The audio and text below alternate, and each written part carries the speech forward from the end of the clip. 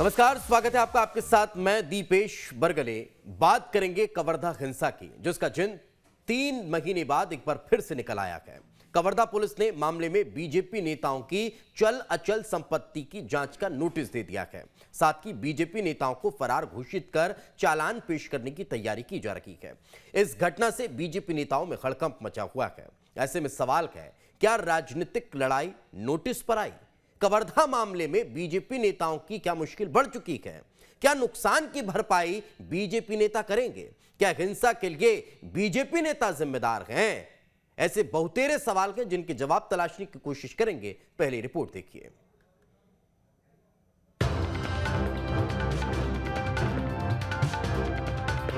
तीन महीने पहले जिस झंडा विवाद से छत्तीसगढ़ का शांति प्रिय माने जाने वाला कवर्धा जिला आग में झुलस गया था और उस पर जमकर छत्तीसगढ़ में सियासत हुई थी, 3 महीने बाद एक बार फिर गरमाने लगी है। कवर्धा पुलिस मामले में प्रदेश बीजेपी के नेताओं पर शिकंजा कसने लगी है।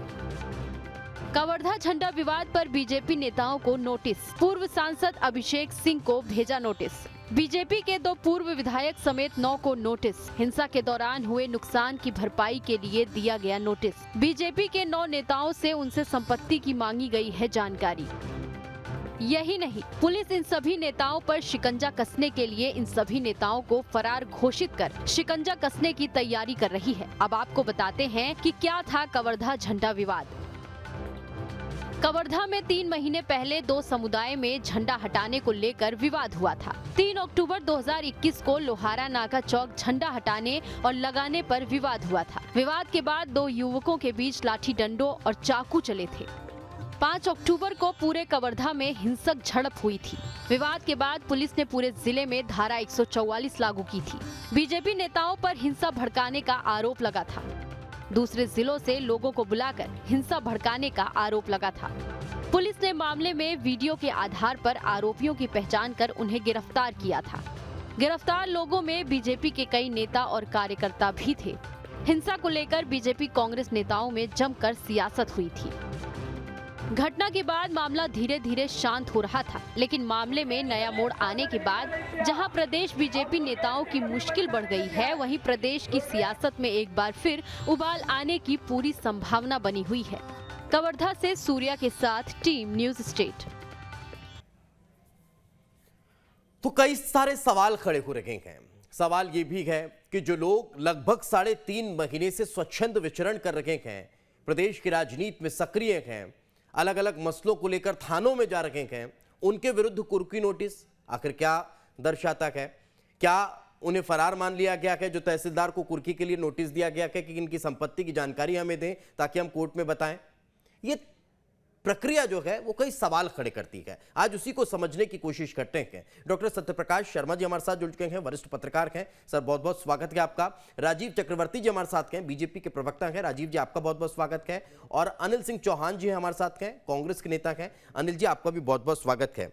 अनिल जी, जरा थोड़ा सा समझाइए, ये जो नोटिस जारी किया गया है पुलिस के द्वारा, आखिर क्यों इसकी आवश्यकता पड़ी, और उन लोगों के खिलाफ जो स्वच्छंद घूम रखे हैं?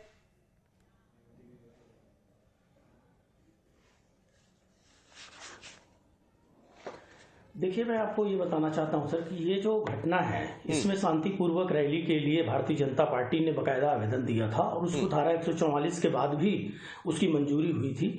और इन लोगों ने शांतिपूर्वक प्रदर्शन के नाम पर जिस तरह से तोड़फोड़ की, सार्वजनिक संपत्तियों को नुकसान पहुंचाया। इन लोगों ने सिर्फ धर्म विशेष के लोगों की गाड़ियां ही नहीं जलाई, उनकी दुकानों को नुकसान नहीं पहुंचाया, बल्कि इन्होंने जो जिनकी रोजमर्रा के जिनके जीवन जिनकी रोजी रोटी जिनसे चलती है, उन दुकानों को तोड़ दिया, सार्वजनिक संपत्ति को नुकसान पहुंचाया। तो एक्चुअली ये प्रक्रिया है साहब की जो माननीय सर्वोच्च न्यायालय के निर्देश पर यह प्रक्रिया रखी गई है। पूरे देश में प्रक्रिया है कि सार्वजनिक संपत्ति को जो दल या कोई संगठन नुकसान पहुंचाता है, उसकी भरपाई उससे इस तरह की विधिवत प्रक्रिया करके उससे करवानी है। मैं अनिल जी आपको रोकना चाहूंगा। डॉक्टर सत्यप्रकाश हमारे साथ मौजूद हैं, वो मेरी बातों को दुरुस्त करेंगे। जहां तक मेरी स्टडी है वो ये बताती है कि कुर्की का नोटिस तब जारी किया जाता है जब जो अब शख्स है जिसके खिलाफ अन्य धाराओं के तहत मामला चल रहा है और वो गिरफ्तार नहीं हो पा रहा है या फिर वो जांच में सहयोग नहीं कर पा रहा है, वो फरार है, उसकी कोई इंफॉर्मेशन आपके और हमारे पास नहीं है, तब उसके विरुद्ध ये कुर्की का नोटिस जो है वो जारी किया जाता है। और ये नोटिस तहसीलदार के पास जाता है, तहसीलदार संपत्ति की जांच करता है, उसके बाद इंफॉर्मेशन देता है और कुर्की की जाती है। ये नोटिस तब तक तो जारी नहीं होता जब तक वो शख्स थाने पहुंच रहा हो, अलग अलग मामलों में शिकायत कर रहा हो। नहीं सुदीप जी, नहीं मैं माफी चाहता हूं, नहीं सुदीप जी, मैं माफी चाहता हूं। ये देखिए, जब ये किसी आंदोलन के दौरान या किसी इस तरह के प्रदर्शन के दौरान जो संपत्ति को नुकसान पहुंचाया जाता है, उसकी प्रक्रिया यही है। वो सामान्य तौर पर अगर किसी की संपत्ति आपने लूट ली या सामान्य तौर पर आपने किसी की संपत्ति पे कब्जा कर लिया, उस तरह से कोई नुकसान हुआ हो, उसकी प्रक्रिया है वो। लेकिन धरना प्रदर्शन और आंदोलन के दौरान लोकतंत्र में इस तरह जो लोगों की सार्वजनिक संपत्ति को या किसी चीज को क्षति पहुंचाते हैं, उसके लिए प्रक्रिया है, इसमें नोटिस होता है। ऐसा नहीं है कि कुर्की हो रही है, अगर वो उसकी भरपाई कर देते हैं तो ऐसा नहीं कि उनकी संपत्ति कुर्की जाएगी। थोड़ा सा पढ़िए अनिल जी, थोड़ा सा पढ़िए आप। मैं एक कमेंट राजीव जी से लेता हूं और फिर डॉक्टर शर्मा के पास जाऊंगा। राजीव चक्रवर्ती जी, जो नोटिस जारी किया गया, आप लोग जांच में सहयोग क्यों नहीं कर रहे साहब? आप पूरी जांच में सहयोग कर रहे हैं। जब थाने में बुलाया गया, थाने में ली गई, हमारे दुर्गेश देवांगन के ऊपर बहुत सारी धाराएं जोड़ी गई जो धारा के आरोपी नहीं थे, तो आप लोगों को तो फरार मान लिया साहब, इसमें तो लिखा हुआ है। देखिए, कांग्रेस की रीति नीति संस्कृति है कि जो अपना विपक्ष है उसका गला घोट दो, उसको जेल में डाल दो, अगर वो जमानत पर है तो उसके ऊपर नए धारा जोड़ दो। तो ये तो कांग्रेस का वर्ग चरित्र है 1974 से। और कभी करपात्री महाराज गौ हत्या बंद को लेकर जाते हैं तो उन साधुओं के ऊपर वो लाठी चला देते हैं। कभी भगवा ध्वज का अपमान होता है तो जब लोग जाते हैं कि ध्वज के अपमान करने वालों को के ऊपर कार्रवाई हो, तो उल्टे जो लोग रिपोर्ट दर्ज कराने जाते हैं उनके ऊपर धाराएं दर्ज हो जाती। तो देखिए, छत्तीसगढ़ में पिछले 3 साल से लोकतंत्र थोड़े खतरे में है और यहाँ अघोषित आपातकाल लगा हुआ। यहाँ तो पुलिस के घर के लोग आंदोलित है, उनको दौड़ा दौड़ा कर पीटा जाता है। यहाँ पर छत्तीसगढ़ में जो पत्रकार बंधु है वो जब कुछ सच लिखते हैं या सोशल मीडिया पे लिखते हैं तो उनके ऊपर गैर जमानती धाराएं लगा दी जाती है। तो यहाँ पर ऐसा है कि एक भोपू मीडिया काम कर रहा है। आप केवल उनके ऊपर लिखिए कि मुख्यमंत्री जी ने स्वर्ग ला दिया है, 2% बेरोजगारी, फर्जी आंकड़े। ठीक है सर, मैं लौट रहा हूँ। राजीव जी, आप पता नहीं कहां तक पहुंच गए हैं। अनिल जी, मैं आऊंगा, आपसे भी एक जवाब लूंगा। एक कमेंट शर्मा सर से ले लेता हूं। सर, मैं जहां तक समझ पा रहा हूं या जितनी मेरी समझ है, शायद आप उसे और दुरुस्त करेंगे, कि लोक संपत्ति क्षति जो निवारण अधिनियम है 1984 का, उसमें इस बात का जिक्र है, उसको हम अपनी आम बोलचाल की भाषा में कुर्की का नोटिस कह सकते हैं। ये तब होता है जब या तो आरोपी फरार हो या फिर गिरफ्तारी उसकी नहीं हो पा रही हो, तब शायद पुलिस इस नोटिस को जारी करती है और तहसीलदार से संपत्ति की इंफॉर्मेशन निकलवाती है। लेकिन अभी ये जो नोटिस जारी किया गया है, ये क्या दर्शाता है? शर्मा सर। दीपेश जी, आप अपनी जगह पर सही। कुर्की का नोटिस जारी तभी होता है जब कोई अक्यूज, अगर उसको अरेस्ट होना, अरेस्टिंग है उसकी, नहीं हो सकती उन हालातों में। लेकिन अभी आपने उत्तर प्रदेश के मामले, उत्तर प्रदेश में कुछ रॉयट्स जिनमें वहां की मुख्यमंत्री योगी आदित्यनाथ ने एक नोटिस चस्पा कराया था, हमको होर्डिंग्स लगवाए थे, जो टूट फूट की है, उन टूट फूट के जो नुकसान हुआ है, उस नुकसान की भरपाई उन लोगों से की जाए।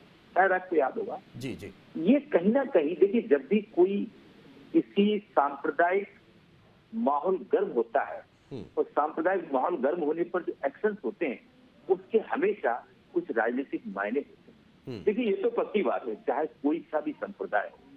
मेरा जो मानना है, जो हिंदुस्तान का कानून कहता है, हिंदुस्तान का जो कॉन्स्टिट्यूशन कहता है, मैं उसके अनुसार कहता हूँ कि कोई भी वर्ग या संप्रदाय हो, अगर वो शांति भंग करता है, 144 धारा अगर इम्पोज की गई है सीआरपी की, उसके बावजूद भी उसको वायलेट करता है, तो उसके खिलाफ धारा 188 के अंतर्गत एक्शन होने चाहिए।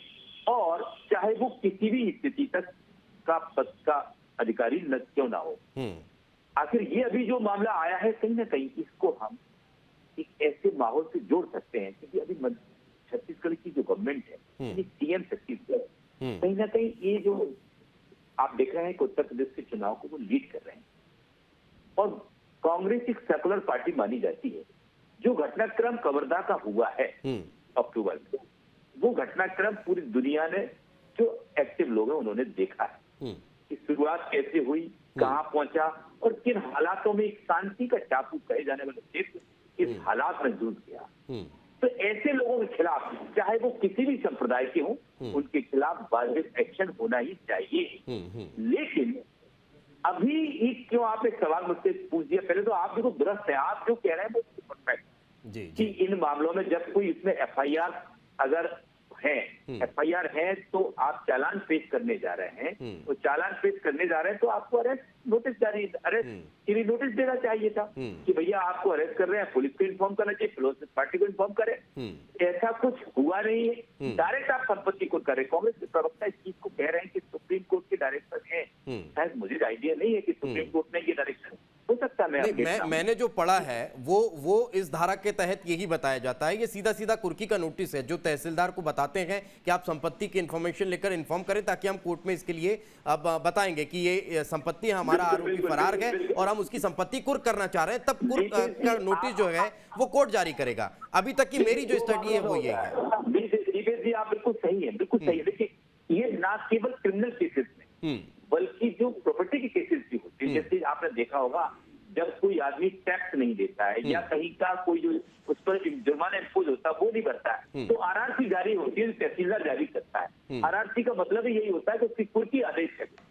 तो ये कहीं ना कहीं ये इसी तरफ इशारा करता है कि कुर्की आदेश है। लेकिन ये कुर्की आदेश को इन्होंने, जो आपके कांग्रेस के प्रवक्ता ने कहा, सरकार के नुमाइंदे के रूप में यहाँ बैठे हुए हैं, कि वो ये कह रहे हैं कि जो भरपाई टूट फूट हुई है उस भरपाई को वहां से करेंगे। तो क्या छत्तीसगढ़ गवर्नमेंट ने इसमें कोई कानून लाया है?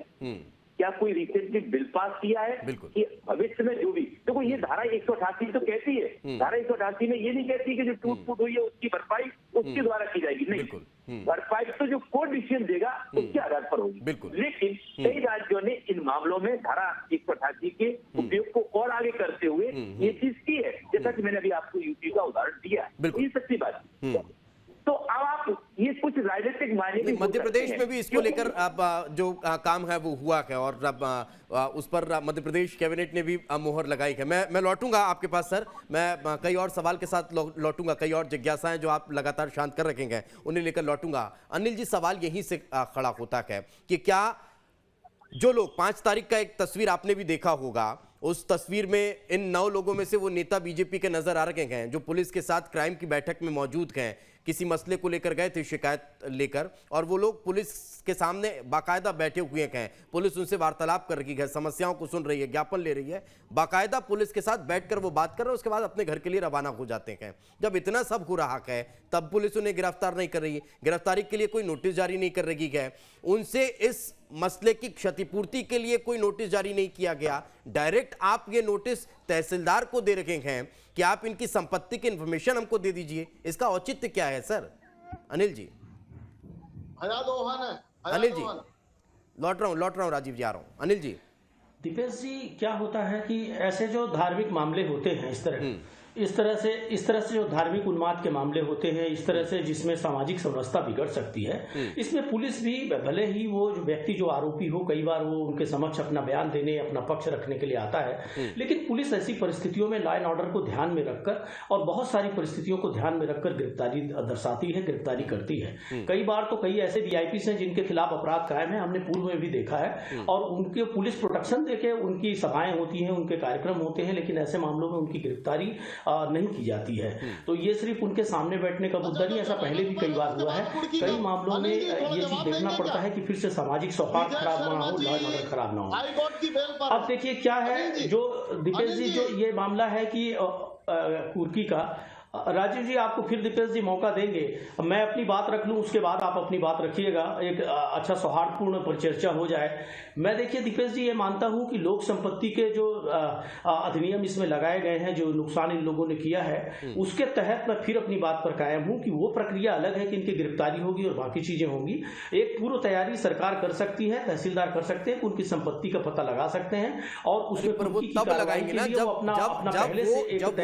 फरार हो वो कई पुलिस बार ऐसा कई उसकी मसलों में गिरफ्तारी हुआ नहीं है। हो पा रही हो, वो शख्स फरार हो, उसकी इंफॉर्मेशन ना मिल पा रही हो, तब संपत्ति की इंफॉर्मेशन देखिए, जुटाई जाएगी ना। नैतिकता ना तो तो आपने दीपेश जी ये उनकी बनती है कि गिरफ्तारी के सभी लिए कोई समाचार प्रयास किए, पत्रों ना और आपने, बोलिए बोलिए बोलिए अनिल जी, बोलिए। दीपेश जी, मैं उसी विषय पे आ रहा हूँ कि जब इन बड़े बड़े लीडर्स को, एक पॉलिटिकल लोग हैं, इनकी भी नैतिक जिम्मेदारी होती है। इन लोग, सारे लोग समाचार पत्रों से, आपके समाचार चैनलों से, आपके चैनल ने भी बहुत प्रमुखता से दिखाया कि अपराध दर्ज हो गया है इन लोगों के खिलाफ, तो इनको चाहिए था कि उसमें लीगल प्रोसेस को पूरा करते, अपनी गिरफ्तारी देते। अब इतने अच्छे कहना तो चाहिए गिरफ्तारी का वारंट तो पहले जारी होगा ना। अच्छा अनिल जी आप ये बता दीजिए कि इन 9 लोगों के खिलाफ, सर 73 लोग थे, 73 लोग थे, उनमें से सिर्फ यही 9 लोग क्यों बचे? इन 9 लोगों को क्या गिरफ्तार करने के लिए कोई वारंट जारी किया गया? इन 9 लोगों को पूछताछ के लिए क्या थाने 1-2 बार बुलाया गया? कोई इंफॉर्मेशन आपके पास हो तो दिखा दीजिए, गिरफ्तारी वारंट हो तो दिखा दीजिए। क्या इनको गिरफ्तारी के लिए वारंट दिया गया लेकिन ये नहीं आए? बताइए ना। उनमें से एक तो सांसद गए, सांसद अगर अपने जिले में, अपने संसदीय क्षेत्र में दौरे पर गए तो पीएसओ के माध्यम से उसकी जानकारी पुलिस को भी होती है। पुलिस को पता रहता है कि सांसद कहां आ रहे हैं, कहां जा रहे हैं, पकड़ लेते सर, गिरफ्तार कर लेते। अभी तो संसद सत्र में भी गए थे, दिल्ली से पकड़वा लिया होता। पूर्व सांसद तो घर में बैठे हुए हैं। दीपेश जी, मैं फिर यही कहूंगा कि अभी कुर्की हुई नहीं है। अभी सिर्फ ये प्रारंभिक तैयारी है कि अगर ये लोग ऐसा करते का आदेश तो पुलिस दे भी नहीं सकती भैया। वातावरण बनना अनिल जी, कुर्की का आदेश तो पुलिस दे भी नहीं सकती। ये तो कोर्ट का मामला है। कुर्की के लिए तो कोर्ट बोलेगा कि हमको इनकी संपत्ति को कुर्क करने के लिए हम आदेश जारी कर रहे हैं। बिल्कुल कोर्ट देगी और कोर्ट से होगा, लेकिन ये प्रशासनिक स्तर पर अपनी तैयारी मैं ये है पूछ कि रहा हूं, अगर ऐसी स्थिति आई, मैं लौट रहा हूं। राजीव जी एक कमेंट आपसे लूंगा। उससे पहले शर्मा सर को लाना चाह रहा हूं। शर्मा सर, क्या आपको लग रहा है इसमें पुलिस की कार्यप्रणाली पर क्या सवाल खड़े नहीं होते हैं? पुलिस आखिर क्या चाह रही है, किस उद्देश्य से ये काम कर रही है? शर्मा सर जी, बिल्कुल आप बहुत अच्छी बात पूछ रहे हैं। देखिए, मैं आपको एक चीज बताऊं कि जो इंसिडेंट हुआ वो वाकई कहीं ना कहीं देश के लिए ऐसे इंसिडेंट बहुत घातक, सामाजिक सौहार्द को बिगाड़ने में ऐसे इंसिडेंट ही तो होते हैं, लेकिन इनके अगेंस्ट जो कार्रवाई की जाती है उसका प्रोसेस होना चाहिए, लीगल प्रोसेस होना चाहिए। कहीं ना कहीं इसमें जो आप आज का जो मुद्दा है वो कहीं ना कहीं वही है कि सरकार ने, शासन ने जो प्रोसेस अपनाई है एक्यूज के अगेंस्ट, क्या ये जो लीडर्स दिख रहे हैं, जो आप स्क्रीन पे चल रहे हैं, या उनको जो नोटिस इशू किए हैं, क्या वो एफआईआर में हैं?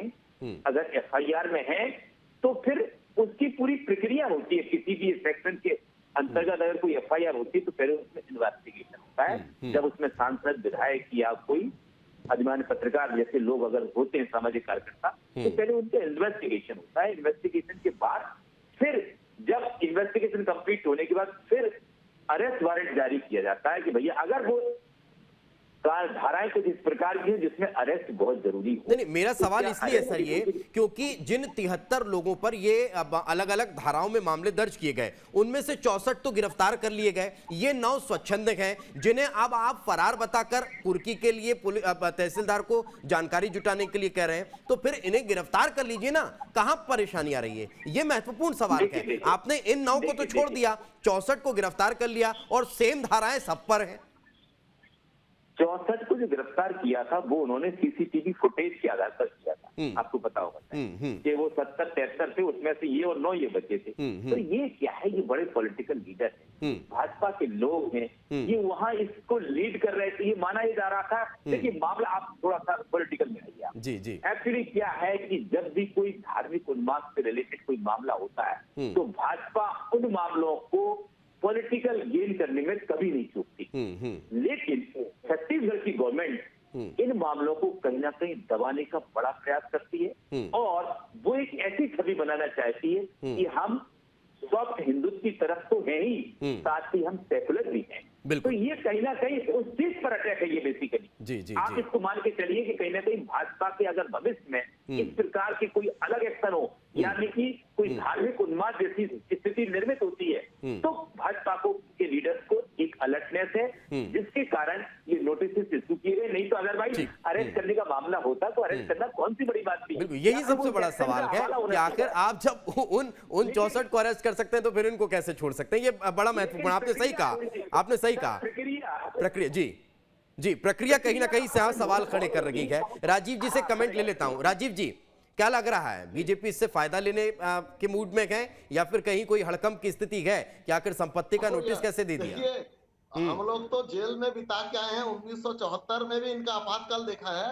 ये जो कानूनी जो प्रोटोकॉल होता है, जब कोई आदमी फरार होता है, उसे घोषित रूप से जब वो पकड़ाई में नहीं आती तो ये सारी प्रक्रियाएं होती। सारे प्रोटोकॉल को तोड़कर मोहम्मद अकबर जी को स्थापित करने के लिए, क्योंकि वो उनका बहुत नाम खराब हो गया और जिस प्रकार से सनातन धर्म को, ध्वजा को अपमानित किया गया और उल्टे उन्हीं लोगों के ऊपर आरोप लगाया गया, तो सरकार घिर चुकी है। तो सरकार ने एक नया मोटिव छेड़ा कि क्यों न इनको हम भया दोहन करके कहीं समझौते पर के टेबल पर लाए। तो सरकार इसमें भी विफल रहेगी, जिस प्रकार से अभी विफल रही कि सनातन धर्म के ध्वज का अपमान हुआ, अपमान करने वाले बेखौफ घूमते रहे और क्यों उनमें से कुछ लोग गिरफ्तार नहीं है क्या राजीव जी? क्या उनकी गिरफ्तार नहीं, वो खानापूर्ति धारा लगाई गई और जिन लोगों ने प्रतिकार किया कि सनातन धर्म के ध्वज का अपमान हुआ है, उनके ऊपर गैर जमानती धाराएं लगाई गई। दुर्गेश देवांगन को गिरफ्तार किया गया और सारे लोग जमानत पर है। विजय शर्मा जी जेल पे रहे, उसके बाद वो हाई कोर्ट के जमानत पर है। ये तो सीधे सीधे हाई कोर्ट की अवमानना है। और ये कांग्रेस पार्टी अगर सोचे कि हम डर जाएंगे तो साहब आपकी जेल कचहरी बहुत देख ली है, कोई डरने की आवश्यकता नहीं है। आप कितना भी दमन करेंगे, हम और निखर कर आएंगे और इसका प्रतिकार करेंगे। और ये एक मैसेज है हिंदू समाज के ऊपर, सनातन समाज के ऊपर कि आपकी धर्म ध्वजा का अपमान होगा तो कांग्रेस उल्टे आपको आरोपी बनाएगी और आरोपी बनाकर आपको फरार घोषित करेगी, आपकी संपत्ति कूट करेगी। तो स्वागत है, कर लीजिए। ठीक है, मैं लौट रहा हूँ राजीव जी, लौट रहा हूँ। अनिल जी, क्या ये मान लिया जाए कि पुलिस इन 9 लोगों को गिरफ्तार करना नहीं चाह रही है, किसी तरह से इन्हें खुले छोड़ना चाह रही है, या फिर गिरफ्तार कर नहीं पा रही?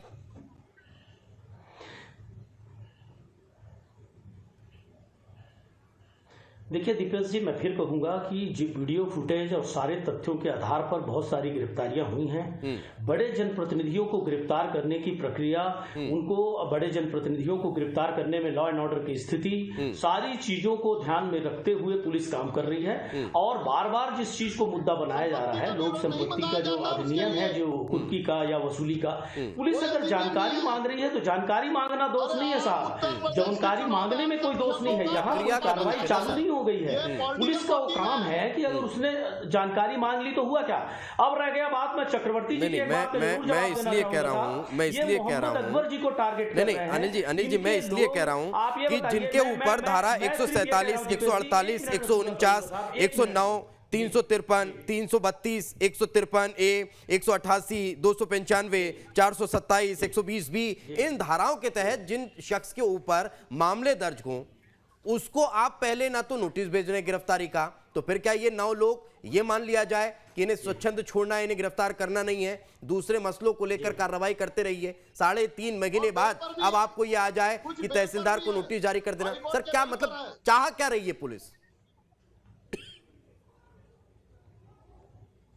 दीपेश जी, मैं उसी विषय पे आ रहा हूँ। मैं 1 मिनट की जवाब देना चाहता हूँ। चक्रवर्ती साहब कह रहे हैं कि सिर्फ कुछ लोगों पे एक धर्म विशेष पर कार्रवाई क्यों हुई, दूसरे धर्म पर। मेरे को ये बताइए दीपेश जी कि जो मैं हिंदू मुस्लिम या किसी धर्म विशेष की बात नहीं करता, मैं ये कह रहा हूँ कि जो कानून तोड़ेगा, अगर मुस्लिमों ने कानून तोड़ा हो, कि हिंदुओं ने तोड़ा हो, कि ईसाइयों ने, कि सिखों ने, जो जितना कानून तोड़ेगा उस पर वही कार्रवाई होगी। अब इसमें यह बात करना कि मुस्लिमों पे जमानती धाराएं लगी, हिंदुओं पे ये लगी, ये हमेशा धार्मिक उन्माद को विषय बनाते हैं और धार्मिक उन्माद फैलाकर ये वोट की राजनीति करते हैं। ना इनको इंडियन कॉन्स्टिट्यूशन में भरोसा है। अनिल जी, अगर पुलिस चाहती तो ये मसला इतना बढ़ता ही नहीं कि आज 3.5 महीने बाद भरोसा है, और ना इनको किसी तरह का सामाजिक सौहार्द चाहिए। दूषित राजनीति करके अपना उल्लू सीधा करने वाले लोग हैं। हमारे पार्टी डेलीगेट्स को पुलिस ने दौड़ा कर पीटा है, उनको घर से उठा के ले गई है। दूसरा दीपेश जी, मैं ये कह रहा हूँ कि अगर पुलिस ने जानकारी मांग ली तो उसमें इतना ज्यादा बवाल नहीं मचाना चाहिए। और जो वीआईपी जो जनप्रतिनिधि है उनकी गिरफ्तारी का जहां मुद्दा है, वीडियो फुटेज में जो सीधे तौर पे दोषी दिखे उनको, अरे तो फिर अगर हाई कोर्ट का कंटेंट अनिल जी एक तो थोड़ा सा आप स्टडी करा करिए। नहीं हाई कोर्ट थोड़ा सा पढ़ा करिए अनिल जी। हाई कोर्ट की कहीं अनिल जी थोड़ा सा पढ़ा करिए। उच्च न्यायालय को राजनीति सवाल ये है सर, मैंने अभी आपको धाराएं भी बताई, जिन धाराओं के तहत इन 9 लोगों के खिलाफ मामला चल रहा है, उन्हीं धाराओं के तहत उन 64 लोगों पर भी मामला चल रहा है जो जेल में हैं। तो फिर इन 9 लोगों को आप गिरफ्तार नहीं कर रहे हैं? क्या पुलिस इतनी सक्षम नहीं जो इनको गिरफ्तार कर ले? एक। दूसरा, आप इनके लिए तहसीलदार के थ्रू कोर्ट के जरिए कुर्की का नोटिस ले जाना चाह रहे हैं। ये किस मंशा को दर्शाता है? यही तो सबसे बड़ा सवाल है ना अनिल जी।